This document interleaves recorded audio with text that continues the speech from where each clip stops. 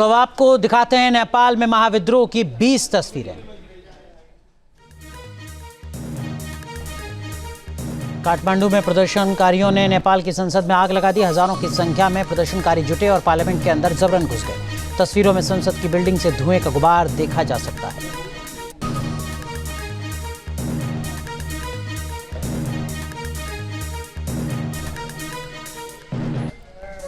काठमांडू में युवाओं का प्रदर्शन बेहद हिंसक रूप ले चुका है। मंगलवार को प्रदर्शनकारियों और सेना के बीच झड़प हुई, जिसके बाद गुस्साए प्रदर्शनकारियों ने पार्लियामेंट की बिल्डिंग में को आग के हवाले कर दिया। संसद भवन में आगजनी की दूसरी तस्वीर में इमारत से धुआं निकलता हुआ दिखाई दे रहा है। प्रदर्शनकारियों ने नेपाल की संसद समेत कई जगह पर आगजनी की।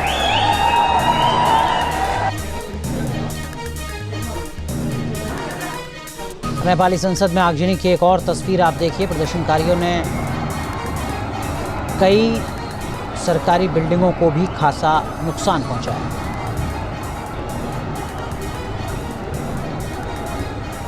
प्रदर्शनकारियों ने नेपाल के प्रधानमंत्री केपी ओली के आवास को आग के हवाले कर दिया है। सोमवार को शुरू हुआ छात्रों का ये प्रदर्शन मंगलवार को पूरे देश में फैल गया।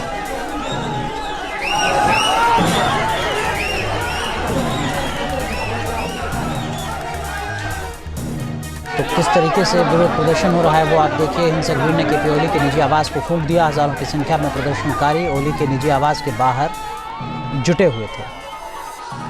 तो देखिए ये तस्वीरें इस वक्त हम आपको दिखा रहे हैं किस तरीके के हालात नेपाल में बने पिछले 24 घंटे में, 24 से 36 घंटे के बीच में। और हालात इस कदर बिगड़े कि अब केपी ओली को प्रधानमंत्री पद छोड़ना पड़ा। वो मांग जो लगातार लंबे वक्त से उठ रही थी नेपाल में, वो अब पूरी हुई है छात्रों के, इस युवाओं के प्रदर्शन के बाद। लेकिन इस प्रदर्शन में 20 लोगों की जान चली गई, 300 से ज़्यादा घायल। नए प्रधानमंत्री का ऐलान आज शाम तक हो जाएगा। इस वक्त की बड़ी अपडेट आपको बता रहे हैं। और जो प्रदर्शनकारी हैं केपी शर्मा ओली के इस्तीफे के बाद से उनमें जश्न का माहौल बना हुआ है। केपी शर्मा ओली के घर पर आगजनी की एक और तस्वीर आपको दिखाते हैं। प्रधानमंत्री ओली के घर में आगजनी के बाद धुएं का गुबार उठता नजर।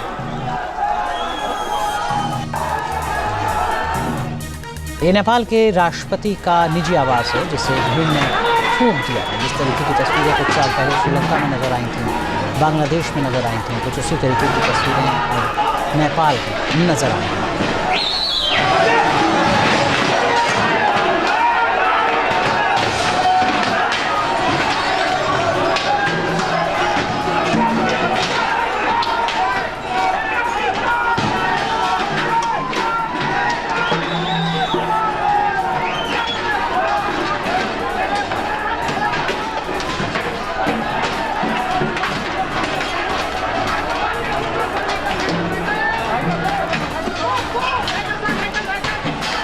काठमांडू के पूर्व गृह मंत्री के घर को भी जला दिया गया है। देखिए किस तरीके से गृह मंत्री के घर में प्रदर्शनकारियों ने हमला किया। हालांकि अब एक के बाद एक तमाम मंत्रियों ने अपने पद से इस्तीफा दिया और अपने सरकारी आवास को छोड़कर भागते हुए नजर आए। तो इस वक्त जो नेपाल के हालात हैं वो किस तरीके के हैं आप देखिए। जब किसी मंत्री के घर पर प्रदर्शनकारी हमला कर रहे थे, विरोध प्रदर्शन कर रहे थे, तोड़फोड़ कर रहे थे, तो वो काफ़ी ज़्यादा उत्साहित नज़र आ रहे थे, काफ़ी ज़्यादा जोश में नज़र आ रहे थे। क्योंकि लगातार नेपाल में करप्शन का मुद्दा एक बड़ा मुद्दा बना हुआ था। ओली सरकार पर लगातार करप्शन के गंभीर आरोप लग रहे थे। सवाल खड़ा हो रहा था कि आखिर सरकार और सरकार में बैठे ताकतवर लोगों के जो बच्चे हैं, जिनको नेपो किट के नाम से सोशल मीडिया में लगातार नेपाल में ट्रेंड किया जा रहा था, आखिर उनको ही विशेष लाभ नेपाल में क्यों मिल रहा है।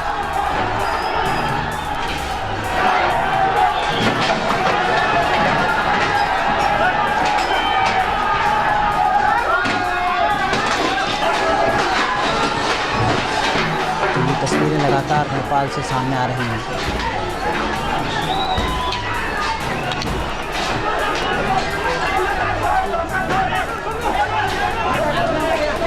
तमाम प्रदर्शनकारी हैं वो एक के बाद एक अलग अलग मंत्रियों के घर पर पहुंचे, तोड़फोड़ की, जमकर उत्पात मचाया। जो युवाओं की नाराज़गी है वो किस कदर बढ़ी हुई है नेपाल में पिछले 36 घंटे से, वो आप इन तस्वीरों में देख सकते हैं। ओली सरकार ने सोशल मीडिया ऐप्स को बैन किया था, जिसके विरोध में युवा सड़कों पर उतरे थे। लेकिन उसके बाद पुलिस की तरफ से गोलीबारी की गई, फायरिंग की गई, उसमें 20 प्रदर्शनकारियों की जान गई, जिसके बाद तनाव और ज़्यादा बढ़ गया।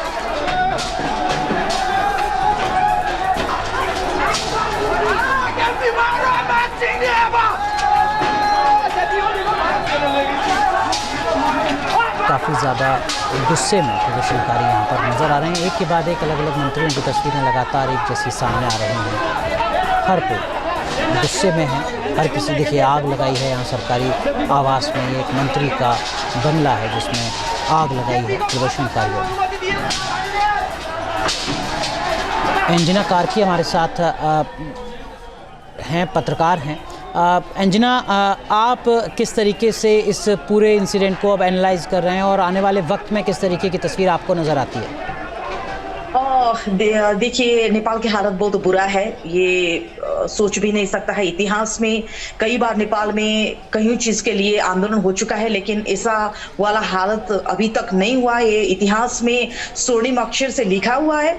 और आज का आंदोलन का उग्रता, आज का आंदोलन का खास का जेनजी का आंदोलन खासकर नेता लोग के घर में, नेता लोग के परिवार में निशान है।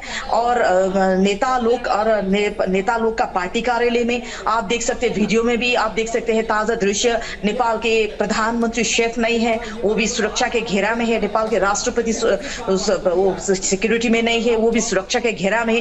कई लोग नेता जो कोलिशन गवर्नमेंट वाला नेपाली कांग्रेस और नेकपा एमाले माओवादी, ये 3 दलों के पार्टी कार्यालय लोग के घर, नेता लोग के घर में आग से जल रहा है। ये इतना भी नहीं, काठमांडू से बाहर भी आग से जल रहा है। ये दोनों देश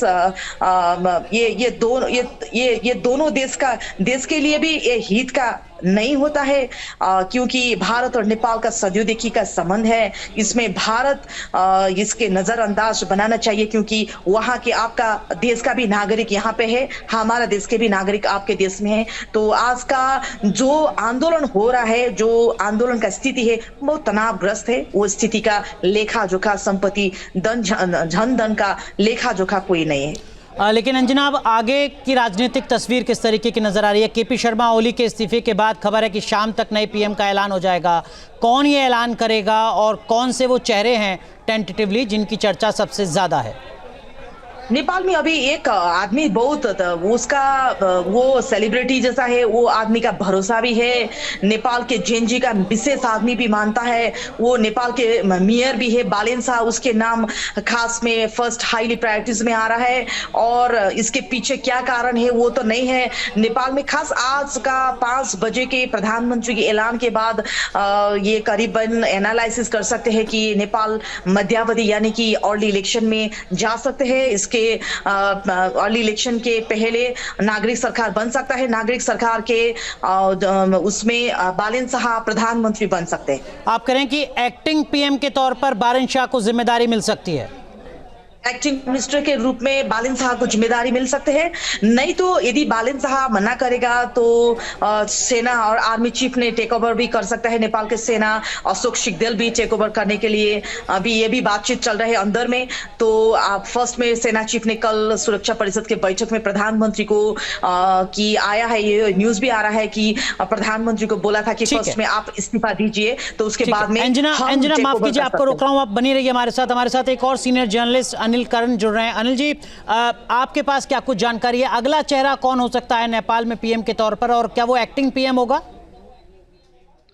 देखिए, सबसे पहली बात तो यह संविधान पूर्णतः असफल हो चुका है और अभी का जो जनादेश है वह जनादेश नागरिक सरकार की ओर इशारा कर रहा है। और नागरिक सरकार बनने का संपूर्ण पूर्वाधार सड़क से तय हो चुकी है। और इस परिस्थिति में नागरिक सरकार के लिए अगला चेहरा निस्संदेह अभी चर्चा हो रही थी बालेन शाह ही होंगे। बालेन शाह का चर्चा काफी जोरों से चल रहा है और काठमांडू मेट्रोपॉलिटन सिटी का मेयर है। और अभी जेएनजी का जो आंदोलन चल रहा है, सड़क से जो अपना जेएनजी का चेतना अभिव्यक्त हुआ है, उसका मूल पात्र पृष्ठभूमि में बालेन शाह रहे हैं। तो आप कह रहे हैं कि बालेन शाह अगले एक्टिंग पीएम हो सकते हैं? आप सहमत हैं इस बात से जो अभी अंजना कार्की कह रही थी? मैं चर्चा की बात कर रहा हूं। चर्चा जोड़ों पर है कि बालेंसा हो सकते हैं, क्योंकि जेएनजी का जो आंदोलन है, जिस आंदोलन से यहाँ पे राजनीतिक संस्कृति में बदलाव और चेतना का स्वर अभिव्यक्त हुआ है, उसका मूल पात्र मूल रूप से प्रतिनिधित्व अनिल जी, करते आ रहे अभी हैं लीड कौन कर रहा है? अभी आर्मी लीड कर रही है या जो राष्ट्रपति हैं वो ऑर्डर्स दे रहे हैं वो लीड कर रहे हैं? निस्संदेह जब प्रधानमंत्री का राजीनामा आ गया, राजीनामा आने के बाद राष्ट्रपति कार्यकारी अधिकार का उपयोग कुछ देर के लिए करेंगे। उसके बाद बहुआयामिक बातचीत हो रहा है, बहुत पक्षीय बातचीत हो रहा है। इसके बाद निकास क्या हो सकता है? जेएनजी जो सड़क आंदोलन कर रहा है उसको कन्विंस करते हुए कैसे नेपाल का राजनीति आगे बढ़ेगा, उस पर बातचीत हो रही है। ठीक है, अनिल जी आप बने रहिए हमारे साथ। हमारे साथ एक और पत्रकार जुड़ रहे हैं नेपाल से, लव कुमार हमारे साथ जुड़ रहे हैं, लव वीरगंज से। लव कुमार, आपके पास क्या कुछ अपडेट है? मेयर एक्टिंग पीएम हो सकते हैं, इस तरीके की खबरें लगातार सामने आ रही हैं।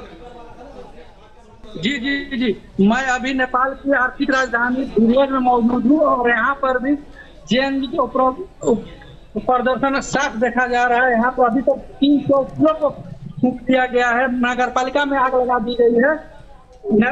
प्रधानमंत्री केपी ओली के इस्तीफा देने के बावजूद भी अभी आग शांत नहीं हुआ है। भ्रष्टाचार और बेरोजगारी को लेकर के लोगों में काफी गुस्सा है यहाँ पर। जहाँ भक्ति है हर शब्द में, कथाओं में छुपे हैं दिव्य रहस्य और ज्योतिष देता है जीवन को दिशा। धर्म से जुड़ी हर बातों को जानने के लिए हमारे चैनल स्तुति को सब्सक्राइब करें। चैनल पर जाने के लिए इस लिंक पर क्लिक करें।